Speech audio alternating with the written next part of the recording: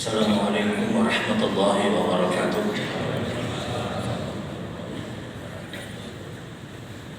Innal hamdalillah nahmaduhu wa nasta'inuhu wa nastaghfiruh wa na'udzu billahi min shururi anfusina wa min sayyiati a'malina. May yahdihillahu fala mudilla lahu wa may yudlil fala hadiya lahu.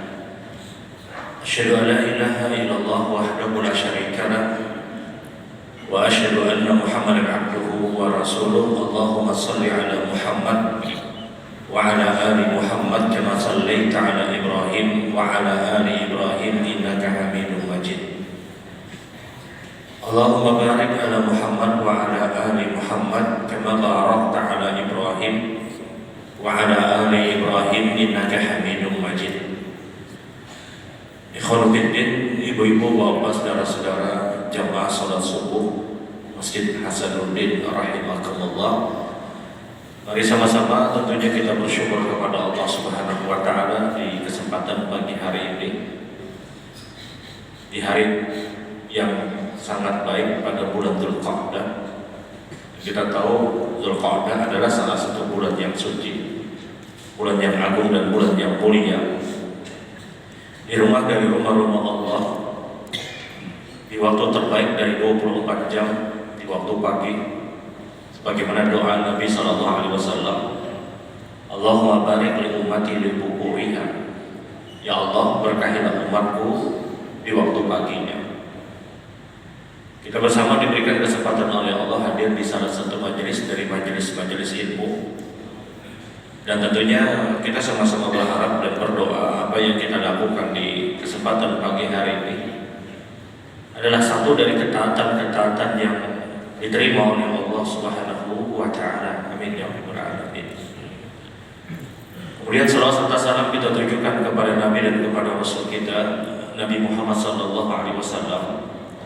Ya, Rasul pun pernah mengingatkan kepada kita, tidaklah sekelompok kaum muslimin mereka berkumpul bersama kemudian tidak menghadirkan salawat kepada aku, kata Rasul, ahiyat jiratu min jarati yaumul qiyamah, maka tunggu, kata Nabi, penyesalannya nanti di hari kiamat. Baik Bapak Ibu yang dirahmati Allah Subhanahu wa taala, pagi hari ini kita akan bersama dengan bahasan tentang salah satu sunnah dari sunnah-sunnah Nabi, sunnah di dalam sholat yang sifatnya qauliyah, yang sifatnya bacaan. Di dalam sholat kita tahu ada dua jenis sunnah yang dianjurkan. Ada sunnah yang sifatnya fi'liyah, sunnah yang sifatnya perbuatan. Ada sunnah yang sifatnya qauliyah, sifatnya adalah bacaan. Fi'liyah itu cukup banyak. Seperti misalnya ada orang yang bangun dari sujudnya, dia duduk dulu sebentar, duduk istirahat, kemudian baru dia berdiri. Duduknya dia sebentar, ini sunnah dari sunnah-sunnah Nabi. Yang kalau tahu seandainya dia bangun dari sujud langsung berdiri pun, itu hukumnya boleh. Kita bangun dari sujud langsung berdiri, itu hukumnya boleh. Tapi duduknya kita sebentar, ini sunnah dari sunnah-sunnah Nabi SAW. Kalau dia kerjakan, maka dia dapat pahala sunnah. Dan boleh jadi amalan-amalan sunnah di dalam sholat itu bisa menyempurnakan pahala dalam sholat kita. Ketika kita sujud misalnya, kita dhamma asabi'ana, kita rapatkan jari jemari kita, ini sunnah.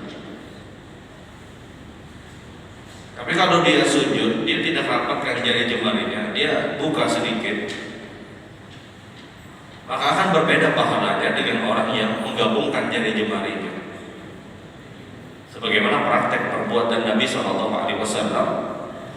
Nabi ketika beliau sujud, beliau dhamma asabihi, beliau merapatkan jari jemari beliau. Dan itu hanya berlaku pada saat sujud.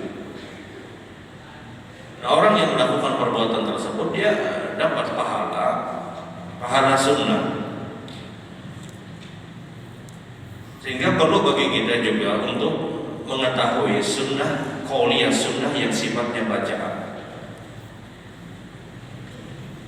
Yang paling banyak kaidah yang dimunculkan oleh para ulama berkaitan dengan sunnah-sunnah qauliyah, sunnah-sunnah bacaan adalah bacaan pada surat atau ayat di dalam sholat. Bacaan surat atau ayat di dalam sholat setelah surat Al-Fatihah itu hukumnya sunnah. Artinya kalau ada orang yang sholat setelah ghairil maghdubi alaihim waladdallin, kemudian dia ucapkan amin, dia langsung ruku, sholatnya tetap sah, walaupun dia tidak membaca surat ataupun ayat. Karena bacaan surat dan ayat itu hukumnya sunnah, bukan wajib, berbeda dengan Al-Fatihah. Satu keadaan yang kita tidak dianjurkan untuk membaca surat dan ayat adalah kalau kita melaksanakan sholat jenazah. Sholat jenazah itu takbir pertama baca Al-Fatihah, tidak ada doa iftitah. Dia takbir Allah Akbar, dia baca a'udzubillahi minasyaitonir rajim, dia langsung masuk surat Al-Fatihah. Setelah ghairil maghdubi alaihim waladdallin tetap mengucapkan kalimat amin. Walaupun ketika itu seorang imam dia tidak menjaharkan Al-Fatihahnya. Kemudian dia masuk takbir yang kedua. Dia baca kalimat salawat kepada Rasul sallallahu alaihi wasallam. Pada pelaksanaan sholat jenazah tidak ada bacaan surat atau ayat setelah Al-Fatihah. Nah, adapun sholat-sholat yang lain umumnya kita dianjurkan untuk membaca surat dan ayat. Maka kaidah pertama adalah kalau kita sholatnya sendiri, taruhlah misalnya sholat yang 5 waktu, subuh, zuhur, asar, maghrib ataupun isya. Kalau kita bukan orang yang berjamaah, khususnya ibu-ibu, mohon maaf, yang mayoritas 5 waktu sholat mereka mungkin sendiri. Kalau kita bukan orang yang sholat berjamaah, maka bacaan surat ataupun ayat setelah membaca Al-Fatihah itu hanya dianjurkan di 2 rakaat yang pertama, baik subuh, kemudian zuhur rakaat pertama dan rakaat kedua, asar, maghrib dan isya. Hanya di 2 rakaat pertama yang kita dianjurkan membaca surat ataupun ayat setelah Al-Fatihah. Adapun rakaat ketiga dan rakaat keempat, jumhur ulama berpendapat bahwa dia cukupkan untuk membaca surat Al-Fatihah, tidak memasukkan surat ataupun ayat. Sebagaimana hadis dari Abu Hurairah radhiyallahu taala bahwasanya Nabi sallallahu alaihi wasallam yaqra'u fi awwalihi rak'ataini suratul Fatihah wa suratul ayat. Adalah Nabi sallallahu alaihi wasallam, kata Abu Hurairah, mengajarkan kepada kami untuk membaca surat ataupun ayat pada salat yang kami lakukan itu hanya di 2 rakaat pertama. Rakaat pertama dan rakaat yang kedua. Sementara rakaat ketiga dan rakaat keempat, maka kami hanya mencukupkan untuk membaca surat Al-Fatihah. Jadi kalau kita sholatnya sendiri, bukan dengan berjamaah, maka membaca surat atau ayat di dalam sholat-sholat kita itu hanya berlaku di 2 rakaat pertama setelah kita membaca surat Al-Fatihah. Adapun rakaat ketiga dan rakaat keempat, maka Abu Hurairah radhiyallahu taala meriwayatkan Nabi mencukupkan hanya pada di 2 rakaat pertama saja. Dalil inilah yang digunakan oleh jumhur ulama bahwa siapapun yang dia berada pada rakaat ketiga atau dia berada pada rakaat yang keempat di dalam sholat yang sendiri, maka dia tidak membaca ayat ataupun surat, dia cukupkan Al-Fatihah kemudian dia ruku. Kemudian selanjutnya pada saat kita bicara sholat berjamaah, kalau kita bicara sholat berjamaah, maka kalau sifat sholatnya adalah jahriyah, sifat sholatnya adalah disuarakan seperti subuh tadi, atau maghrib ataupun isya. Ini sholat yang dijaharkan, yang disuarakan. Maka yang hanya disunnahkan membaca surat ataupun ayat hanya seorang imam, bukan kita yang makmum.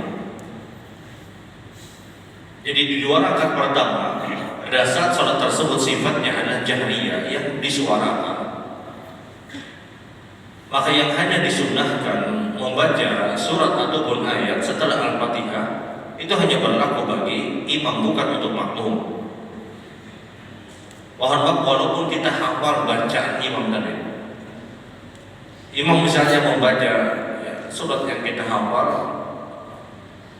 kemudian apakah boleh kita mengikuti bacaan imam tadi? Tidak, hukumnya makruh. Kita hanya diperintahkan untuk mendengar. Wa idza quri'al Qur'an fastami'u lahu wa ansitu la'allakum turhamun.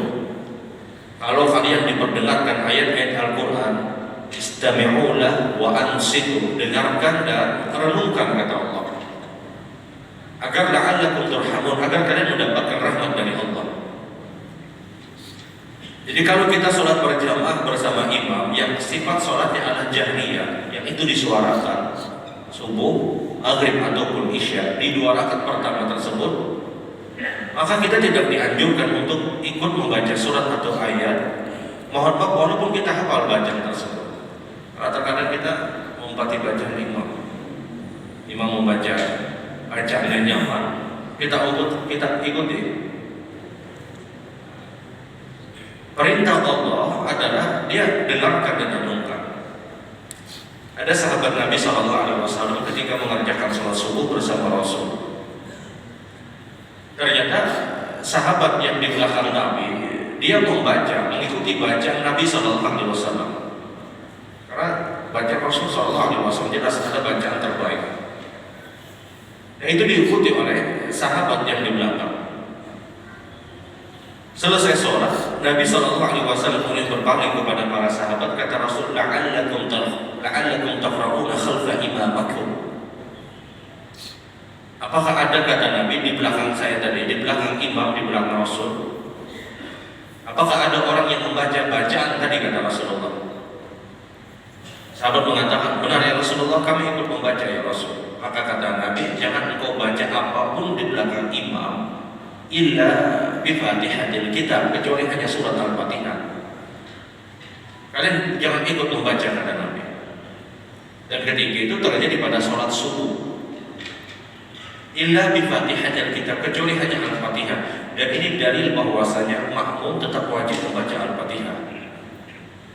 Dan ini jawaban anggapan sementara sebahagian orang yang menganggap bahwasanya makmum kada perlu Al-Fatihah. Rasul tetap perintahkan, kalian jangan baca apapun di belakang imam, kata Nabi, illa bifatihatil kitab, kecuali Al-Fatihah yang kalian diperintahkan. Nah, ini dalil kata para ulama bahwasanya kalau kita ikut mengikuti bacaan imam di dalam sholat yang sifatnya jahriyah, walaupun kita hafal, maka ini tidak dianjurkan. Kelaziman makmum, keharusan makmum itu hanya membaca surah Al-Fatihah. Jadi kalau sifatnya sholatnya adalah jahriyah, yang itu disuarakan, maka bacaan bagi makmum dia cukupkan Al-Fatihah, tidak membaca surat ataupun ayat. Adapun bacaan bagi imam, maka dia membaca surat atau ayat setelah Al-Fatihah. Tapi kalau sholatnya sifatnya sir, seperti zuhur dan asar, maka di sini sunnah bagi imam ataupun makmum membaca surat ataupun ayat setelah Al-Fatihah. Kalau zuhur ataupun asar di dua rakaat pertama, maka sunnah baik imam ataupun makmum untuk membaca surat atau ayat. Imam misalnya di rakaat pertama dia selesai baca Al-Fatihah, kemudian dia baca surat, dan makmum setelah Al-Fatihah dia masih punya waktu untuk baca surat, dia baca. Dia selesai satu surat, dia masih punya kesempatan untuk membaca, dia teruskan membaca dengan bacaan yang lain. sampai rukunya imam, baru dia berhenti untuk membaca surat ataupun ayat. Begitupun juga di rakaat yang kedua. Ketika itu sholatnya sholat yang sir, yang tidak disuarakan. Nah, masuk pada rakaat ketiga dan rakaat yang keempat, maka yang dibaca hanya Al-Fatihah. Yang dibaca hanya Al-Fatihah. Dan wallahu a'lam ini pendapat yang lebih baik sebagaimana yang dikatakan oleh jumhur ulama. Kemudian kaidah yang selanjutnya adalah rakaat pertama dia harus lebih panjang daripada rakaat yang kedua secara umum. Kayak subuh tadi rakaat pertama terpanjang daripada rakaat yang kedua. Dan ini sunnah dari sunnah Nabi SAW. Sebagaimana Abu Hurairah radhiyallahu ta'ala meriwayatkan, karena Nabi SAW yutilu rakaatil ula min ats-tsaniyah. Adalah Nabi SAW, kata Abu Hurairah, itu punya kebiasaan beliau memperpanjang rakaat pertama dibandingkan rakaat yang kedua. Kita kalau memilih surat atau memilih ayat, rakaat pertama itu disunnahkan lebih panjang dibandingkan rakaat yang kedua. Syekh Muhammad Shalih Utsaimin beliau menuturkan kenapa Nabi punya kebiasaan rakaat pertama lebih panjang dibandingkan rakaat yang kedua. Kata beliau, hadhihi munasabatun li tabi'atil insaniyah. Ini cocok untuk kebiasaan kita sebagai seorang manusia. Karena biasanya rakaat pertama dibawa panjang itu bukan ada masalah. Karena secara fisik dan mental kita lebih siap. Kayak orang bertanding main bola atau babak pertamanya membukakan terus, masuk babak kedua, apalagi sudah menit 80-an, koler pun sudah membukakan. Secara fisik, rakaat pertama kita lebih siap, maka di bawah panjang pun ada masalah. Oleh karena itu Nabi punya kebiasaan rakaat pertama itu lebih panjang daripada rakaat yang kedua umumnya.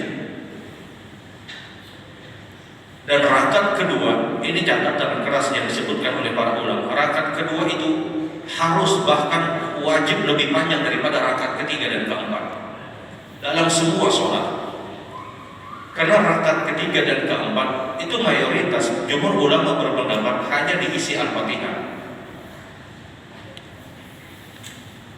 Ya, meskipun mungkin ada orang yang berpendapat rakaat ketiga itu boleh membaca surat atau ayat, namun ini bukan pendapat yang baik. Karena terkadang kita mungkin juga mendapatkan zuhur rakaat ketiga rasa panjang banget, bahkan kadang lebih panjang daripada rakaat yang kedua.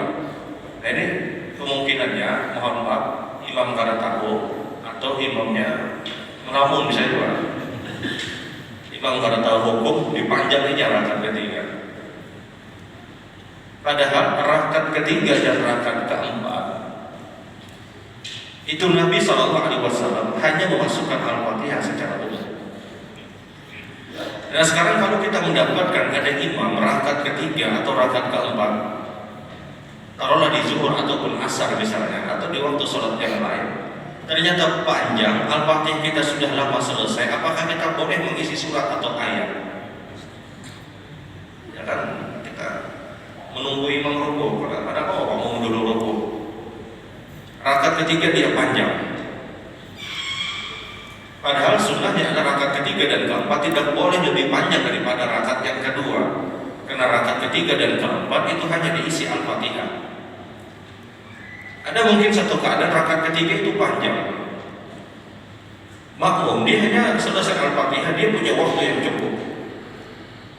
Nah, di sini celah pendapat sebagian ulama kalau itu terjadi dan kita khawatir kehilangan kekhusyukan di dalam sholat, maka dia masukkan surat atau ayat. Karena ini kondisi yang boleh jadi, mohon maaf, imam tidak faqih, tidak terlalu mengerti hukum bacaan surat atau ayat. Maka ya sudah, daripada pikiran yang sana kemarin, muncullah sebagian ulama yang berpendapat ya sudah dia isi surat ataupun ayat. Karena biasa kalau kita ini bahaya sholat itu kalau kadang digawe, kadang dibaca itu nang bisa keingatan warung pisang goreng ketika kita tidak punya aktivitas di dalam sholat tersebut. Sehingga kalau itu terjadi kata para ulama, ya sudah, diambillah pendapat yang lain, dia masukkan surat atau ayat untuk apa? Untuk mengisi kekosongan tersebut. Meskipun biar bagaimanapun yang lebih afdal dia tidak masukkan kalau dia punya kemampuan. Tapi ini berat pada posisi kita berdiri, tidak membaca apapun, itu berat untuk menjaga ritme khusyukan. Sangat-sangat sulit. Jangankan tidak membaca apapun, tentang bacaan aja hayal-hayal juga kita. Ini jalan kedua yang disebutkan oleh para ulama. Jadi kembali bahwasanya rakaat pertama dia lebih panjang daripada rakaat yang kedua. Rakaat kedua dia harus lebih panjang daripada rakaat ketiga dan keempat.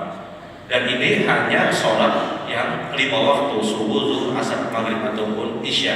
Sementara sholat tahajud, sholatul lail, qiyamut tarawih, maka yang dikerjakan misalnya 4 rakaat misalnya, itu sunnah memasukkan surat ataupun ayat di setiap rakaat.